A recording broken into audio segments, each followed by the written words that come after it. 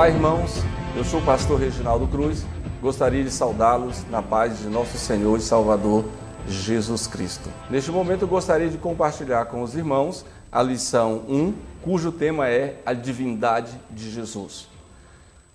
O professor da escola dominical sabe muito bem que nós temos nessa primeira lição um aspecto puramente teológico. A divindade de Jesus, ou seja, uma das suas duas naturezas, haja vista ele possuir duas naturezas, a divina e a humana, então nós estamos diante de uma revista altamente teológica. O professor ele pode buscar informações sobre a divindade de Jesus, a eternidade de Jesus, a glória de Jesus, em comentários bíblicos, em comentários teológicos e exegéticos. Então, cada professor deve buscar informações, auxílio nas melhores ferramentas. Esta lição, cujo tema é a divindade de Jesus, ela tem logo no primeiro tópico o seguinte tema: quem é Jesus segundo João? Observe conosco que todas essas 14 lições são interpretações de várias passagens do Evangelho segundo escreveu João. Então, nós iremos estudar efetivamente o Evangelho escrito pelo apóstolo João. O primeiro tópico diz: quem é Jesus segundo João? João é um evangelista que se propõe não somente a narrar as palavras de Jesus e os atos de Jesus. Palavras, ensino e doutrina.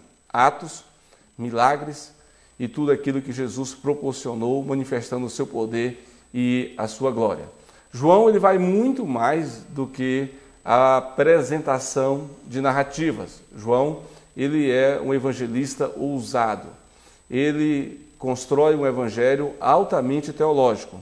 E logo no começo do seu evangelho, ele fala de um modo muito claro que Jesus é Deus. Então o foco dessa lição é apresentar a divindade de Jesus.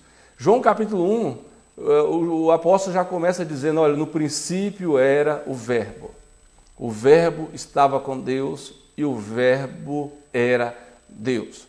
João deixa muito claro que Jesus é Deus. Depois ele prossegue dizendo que o verbo se fez carne, ou seja, Deus se fez homem. O texto ainda, na sua sequência altamente dinâmica, diz também que além do verbo se fazer carne, ele habitou entre nós, ou seja, Deus se fez homem, ou Jesus se tornou como um de nós. O texto também diz que vimos a sua glória como a glória do unigênito poder de Deus. Jesus ele tem a natureza divina, também agora a natureza humana, através do processo de encarnação, mas tem propriedades, particularidades incríveis. Quando João diz as seguintes palavras: e vimos a sua glória como a glória do unigênito Filho de Deus. Isso indica que só Jesus tinha aquele poder. Só Jesus podia realizar aquelas maravilhas. Então, o mundo vai ter pela primeira vez o Deus encarnado, o Verbo encarnado, o Logos, que é Deus, mas se faz carne. Em outras palavras, Deus está entre nós. O primeiro tópico fala, ele é eterno. Então nós temos aqui um destaque, uma ênfase, a eternidade de Jesus. Isso não é difícil de compreender, porque a Bíblia fala que todas as coisas foram feitas por ele, por meio dele, para ele, e sem ele, nada do que foi feito se fez. Então perceba comigo que essa eternidade de Jesus mostra a característica principal no Evangelho de João, além da divindade, que é a eternidade do Redentor, a eternidade de Cristo. Ou seja, isso está indicando a sua preexistência, que antes de tudo ser criado, Jesus, ele já estava com o Pai. Então, nesse 1.1, abrindo a lição, vocês têm noção sobre o Senhor Jesus, que é um Deus eterno. Lembre-se que eternidade não está ligado apenas com aquilo que não tem fim. O conceito geral de eternidade, do ponto de vista teológico, é muito mais algo que não tem uma causa, que não tem um início. que não teve um momento primário. Então, Jesus, que é a causa de todas as coisas passam a existir por meio de Jesus. Então, Jesus, ele é eterno. A palavra de Deus fala que ele é o alfa, ele é o primeiro e ele é o último. Ou seja, ele é eterno e essa eternidade prova a sua preexistência e prova também a sua divindade. 1.2 diz que ele é divino. Ele mesmo declarou isso com uma expressão nada comum para os judeus, a expressão eu sou. A lição informa que um judeu dificilmente, ele em sã consciência, faria o uso dessa expressão eu sou. E Jesus ele diz com a autoridade, eu sou o pão da vida, eu sou a luz do mundo. Ele diz também, antes que Abraão existisse, eu sou. O texto vai dizendo também, eu sou a porta, eu sou o bom pastor, eu sou a ressurreição e a vida. E também o texto vai informar ainda sobre a divindade, que essas expressões eu sou, elas estão dizendo claramente que Jesus ele é Deus. Então toda autoridade pertence a ele, como também todo poder pertence a ele. Ele é divino, e isso está muito claro nessa lição. 1.3 diz que ele é o Criador. Em Hebreus capítulo 1, versículo 2, diz que o Filho de Deus também criou o mundo.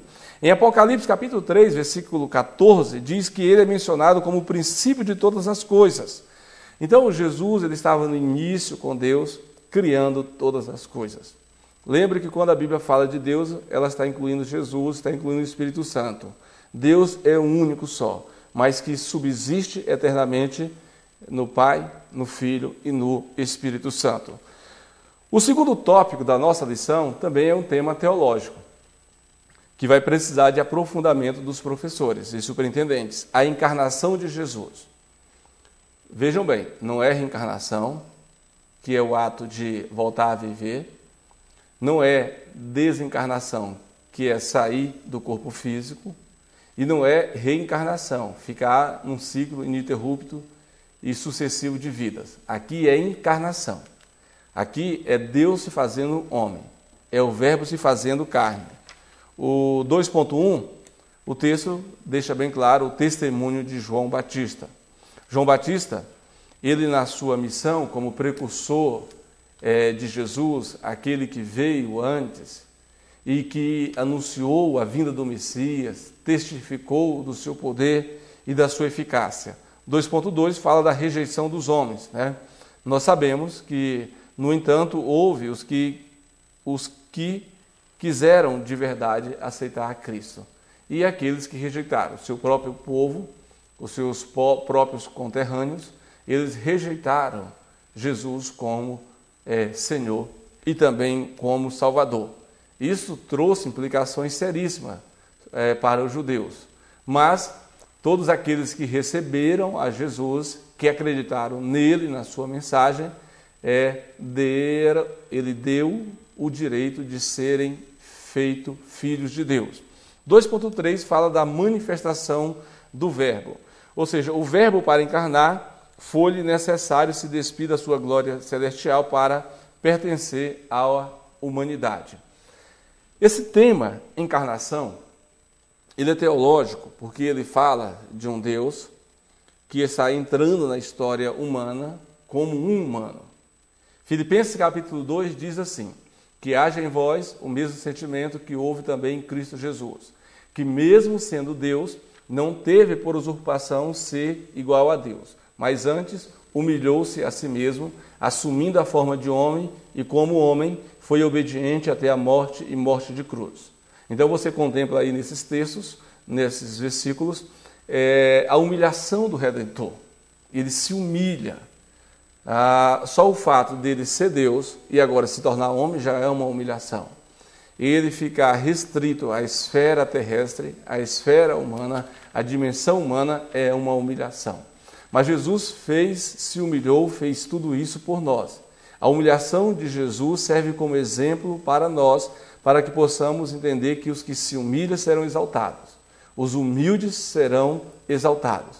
Deus, ele resiste aos soberbos, aos arrogantes, aos orgulhosos, mas ele dá graça aos humildes. Então, a manifestação do verbo é aquilo que nós chamamos de encarnação.